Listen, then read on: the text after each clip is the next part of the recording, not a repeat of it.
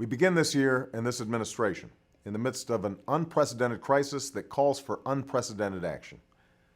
Just this week, we saw more people file for unemployment than at any time in the last 26 years.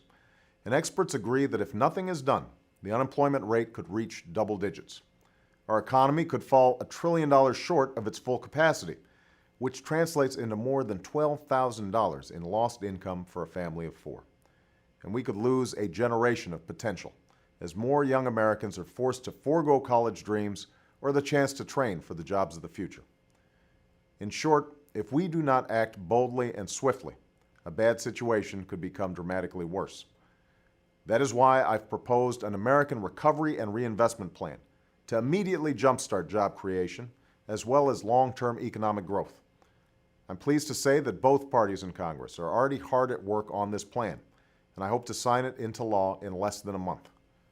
It's a plan that will save or create 3 to 4 million jobs over the next few years, and one that recognizes both the paradox and the promise of this moment. The fact that there are millions of Americans trying to find work, even as all around the country there's so much work to be done. That's why this is not just a short-term program to boost employment. It's one that will invest in our most important priorities, like energy and education, healthcare, and a new infrastructure that are necessary to keep us strong and competitive in the 21st century. Today, I'd like to talk specifically about the progress we expect to make in each of these areas. To accelerate the creation of a clean energy economy, we will double our capacity to generate alternative sources of energy like wind, solar, and biofuels over the next 3 years. We'll begin to build a new electricity grid that lay down more than 3,000 miles of transmission lines to convey this new energy from coast to coast. We'll save taxpayers $2 billion a year by making 75% of federal buildings more energy efficient and save the average working family $350 on their energy bills by weatherizing 2.5 million homes. To lower healthcare costs, cut medical errors, and improve care, we'll computerize the nation's health records in 5 years, saving billions of dollars in healthcare costs and countless lives. And we'll protect health insurance for more than 8 million Americans who are in danger of losing their coverage during this economic downturn. To ensure our children can compete and succeed in this new economy, we'll renovate and modernize 10,000 schools, building state-of-the-art classrooms, libraries, and labs to improve learning for over 5 million students.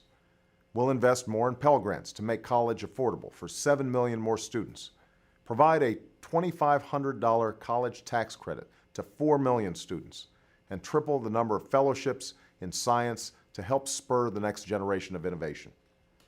Finally, we will rebuild and retrofit America to meet the demands of the 21st century. That means repairing and modernizing thousands of miles of America's roadways and providing new mass transit options for millions of Americans. It means protecting America by securing 90 major ports and creating a better communications network for local law enforcement and public safety officials in the event of an emergency. And it means expanding broadband access to millions of Americans so business can compete on a level playing field wherever they're located. I know that some are skeptical about the size and scale of this recovery plan. I understand that skepticism, which is why this recovery plan must and will include unprecedented measures that will allow the American people to hold my administration accountable for these results. We won't just throw money at our problems. We'll invest in what works. Instead of politicians doling out money behind a veil of secrecy, decisions about where we invest will be made public and informed by independent experts whenever possible. We'll launch an unprecedented effort to root out waste, inefficiency, and unnecessary spending in our government. And every American will be able to see how and where we spend taxpayer dollars by going to a new website called recovery.gov. No one policy or program will solve the challenges we face right now, nor will this crisis recede in a short period of time. But if we act now and act boldly, if we start rewarding hard work and responsibility once more, if we act as citizens and not partisans and begin again the work of remaking America, then I have faith that we will emerge from this trying time even stronger and more prosperous than we were before. Thanks for listening.